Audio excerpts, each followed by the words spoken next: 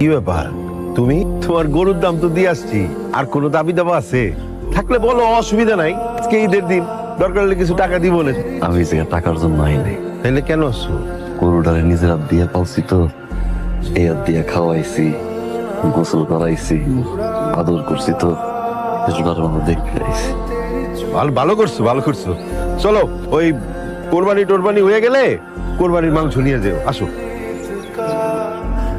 Master এরা তোরে ঠিকঠাক মতো আদর করছে, কথা কবি না, রাগ করছো, আমি তো ভালো নাই রে। তোরে ছাড়া আমি কেমনে ভালো করি, বুকটা খালি হয়ে গেছে।